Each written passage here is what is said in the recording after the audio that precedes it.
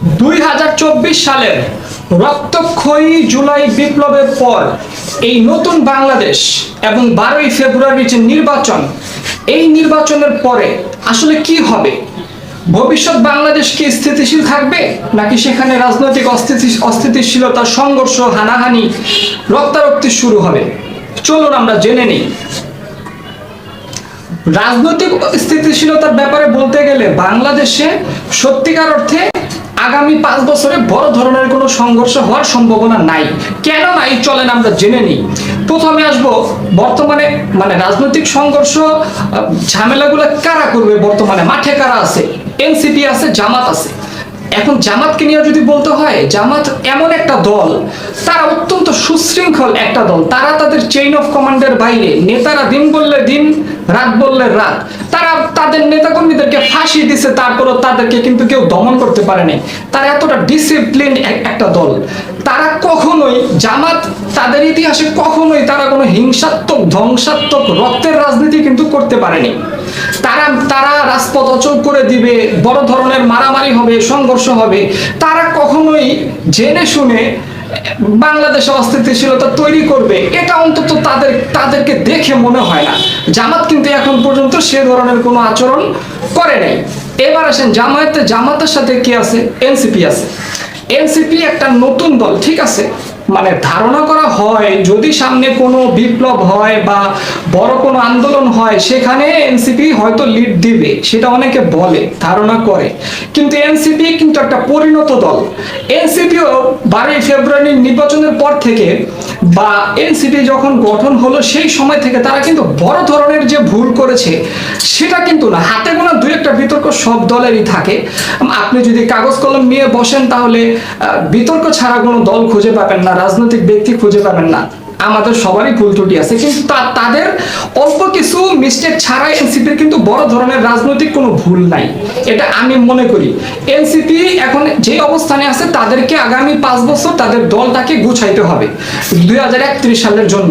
তারা জানে যে তারা যদি রাজপথে খুব বেশি ঝামেলা করে, তাহলে এনসিপির তৃণমূলটা, যেটা অত্যন্ত ভালনারেবল এবং দুর্বল, এনসিপির তৃণমূল কিন্তু খুবই দুর্বল। বিএনপিকে মোকাবেলা করা বা সরকারের পুলিশের ঝামেলাগুলো মোকাবেলা করার সামর্থ্য কিন্তু এনসিপির তৃণমূলে বর্তমানে নাই। এনসিপি এটা জানে এবং এককভাবে আন্দোলনের ডাক দিলে যে আবার মানুষ তাদের ডাকে নামবে, সাড়া দিবে, সেটাও কিন্তু গ্যারান্টি দিয়ে বলা যায় না, অন্তত বর্তমান রাজনৈতিক বাস্তবতায়। তাই এনসিপিও বড় ধরনের রাজনৈতিক সংঘাতে জড়িয়ে পড়বে সেটা মনে হয় না। তাদের নেচারটাই আসলে সেই ধরনের না, তারা ওই ধরনের কোনো দল না। এনসিপি একটা বুদ্ধিভিত্তিক রাজনৈতিক দল, তারা ঝামেলা পছন্দ করে না। অতএব জামাতও গেল, এনসিপিও গেল। এবার অন্যান্য যে রাজনৈতিক দলগুলো আছে, তাদের ভাই ক্ষমতা নাই, সত্যি কথা। তাদের রাজপথে আসলে ওইভাবে বড় কিছু করার ক্ষমতা নাই। তারা জামাত এনসিপির পিছনে থেকেই রাজনীতি করে। দুই একটা লিডার আছে, যেমন আপনি ফুয়াদের কথা বলতে পারেন, মঞ্জুর কথা বলতে পারেন, এবং অন্যান্য যে পার্টিগুলো আছে, তারা আসলে এককভাবে বড় ধরনের সংঘর্ষ তৈরি করার ক্ষমতা রাখে না।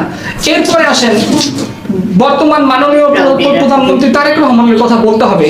তারেক রহমান কিন্তু যথেষ্ট পরিণত আচরণ করেছে বাংলাদেশে আসার পর থেকে।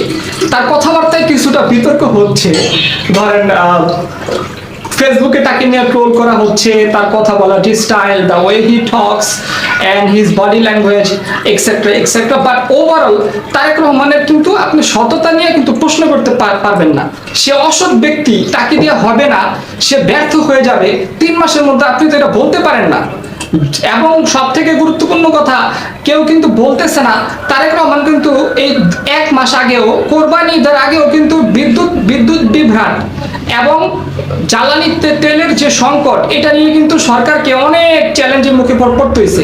যে কোনোভাবেই হোক, আশ্চর্যজনক ভাবে হলেও সত্য, তারেক রহমান কিন্তু জ্বালানি তেলের সংকটটাকে কিন্তু সামাল দিতে পারছে। মোটামুটি ইলেকট্রিসিটি, যে বিদ্যুৎ বিভ্রাট, যেটা কারেন্ট আছে এই নাই, 2 ঘন্টা 3 ঘন্টা 5 ঘন্টা কারেন্ট নাই, এই পরিস্থিতি, বিদ্যুৎ পরিস্থিতিও কিন্তু কিছুটা আগের থেকে উন্নত হয়েছে, এটা আপনাকে মানতে হবে। তো এর সাথে সে যদি আইন শৃঙ্খলা পরিস্থিতির উন্নতি করতে পারে, টাকা পাচার বিষয়গুলোতে সে যদি আরো মনোযোগী হতে পারে, আমি কিন্তু বাংলাদেশে সামনের দিনগুলোতে ভালো ভবিষ্যৎ দেখি। আমি কিন্তু বড় ধরনের কোনো ঝামেলা দেখি না বাংলাদেশে। স্বাধীনতার পর থেকে আমার মনে হয় প্রথমবারের মতো একটা সুযোগ সৃষ্টি হয়েছে আমাদের, যে আমরা হয়তো একটা স্টেবল একটা পলিটিক্যাল সিচুয়েশন সামনে দেখতে পাবো। তারপরে আসেন, বাংলাদেশ কেন এগিয়ে যাবে? বাংলাদেশের মানুষের যে মানসিকতা, বাংলাদেশের মানুষ, আমার প্রতিবেশী একটা 5 তলা বাড়ি করেছে, আমি একটা 10 তলা বাড়ি করব। সে একটা গাড়ি কিনেছে 20 লাখ টাকা, আমি 40 লাখ টাকা দামের গাড়ি কিনবো। এই যে নিজেকে নিজে ছাড়িয়ে যাওয়ার যে প্রবণতা, প্রতিযোগিতা, এটা বাংলাদেশিদের মধ্যে ইউনিক একটা কোয়ালিটি। দেখেন না, বাংলাদেশিরা মাদারীপুর নামে একটা জায়গা আছে, মাদারীপুরে মানুষ মানে লেখাপড়া করবে না, প্রয়োজনে জায়গা সম্পত্তি বিক্রি করে দিবে, বাড়িঘর জায়গা সম্পত্তি বন্ধক রেখে তারা সমুদ্র পথে পাড়ি দিয়ে তারা লিবিয়া হয়ে ইটালি যাবে। কেন? কারণ তারা বড় বড় বাড়ি করতে চায়, গাড়ি করতে চায়, অট্টালিকা করতে চায়, সুন্দরভাবে বাঁচতে চায়। বাংলাদেশিদের আসলে এত মাথা ব্যথা নাই, হাঙ্গামা করার মতো এত টাইম নেই। বাংলাদেশ এই কারণে উন্নতি করবে, বাংলাদেশের মানুষের একটা নেচার আছে, পয়সা কামাও, বাড়ি করো, গাড়ি করো, বিদেশে যাও। বাংলাদেশ কিন্তু এগিয়ে যাবে বলেই আমি মনে করি।